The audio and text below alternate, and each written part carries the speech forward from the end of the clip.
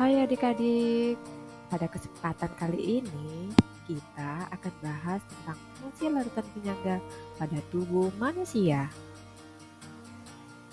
Tubuh manusia tersusun dari berbagai sistem kompleks yang saling berkaitan. Di antaranya adalah sistem sirkulasi darah dan sistem pencernaan.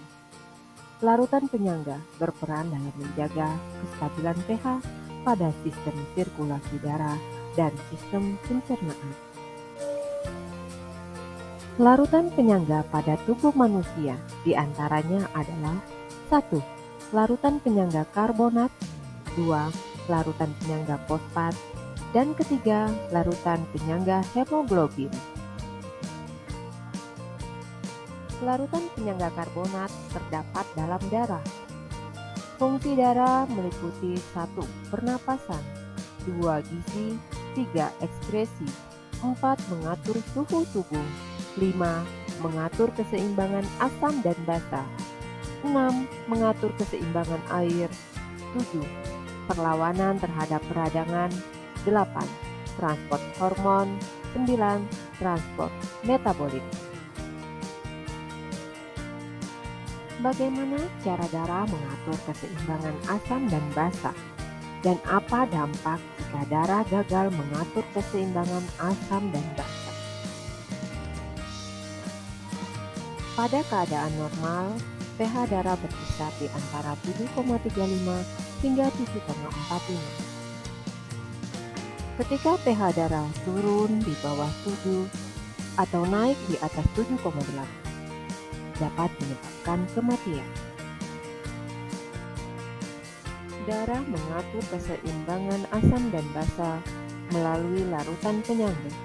Komponennya meliputi asam karbonat H2CO3 dengan ion bikarbonat HCO3- dengan perbandingan konsentrasi H2CO3 banding HCO3- adalah 1:20.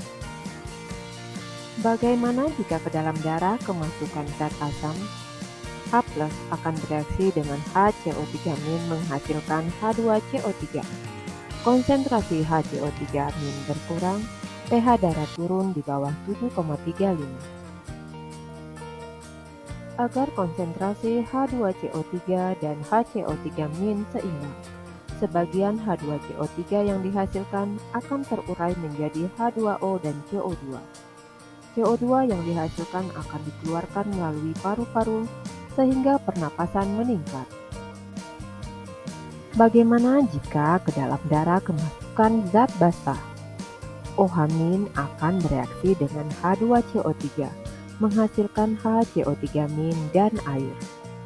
Konsentrasi HCO3- meningkat, pH darah naik.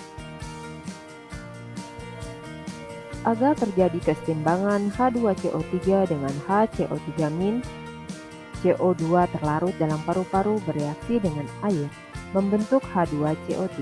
Pernapasan menjadi lebih cepat. Persamaan reaksi kimianya adalah ion H+ bereaksi dengan ion HCO3- dalam keseimbangan membentuk H2CO3 yang akan terurai menjadi air dan karbon dioksida.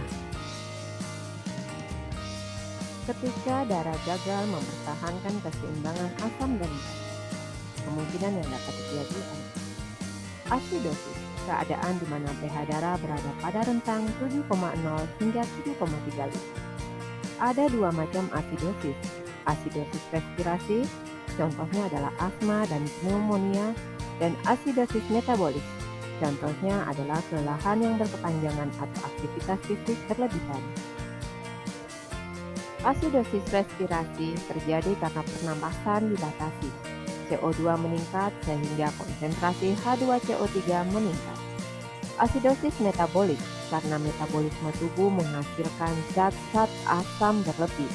Konsentrasi HCO3- berkurang, akibatnya pH darah turun. Alkalosis adalah keadaan di mana pH darah berada pada rentang 7,45 hingga 7,80. Alkalosis respirasi, contohnya adalah hiperventilasi, misalkan dalam keadaan panik, dan alkalosis metabolik. Contohnya adalah muntah berlebihan. Alkalosis respirasi, pernapasan berlebihan, CO2 dalam darah terlalu rendah. Sedangkan alkalosis metabolik, tubuh kehilangan terlalu banyak asam atau mengalami peningkatan basa berlebih, sehingga pH darah naik. Berikut adalah gejala-gejala asidosis dan alkalosis. Terima kasih semuanya dan sampai jumpa.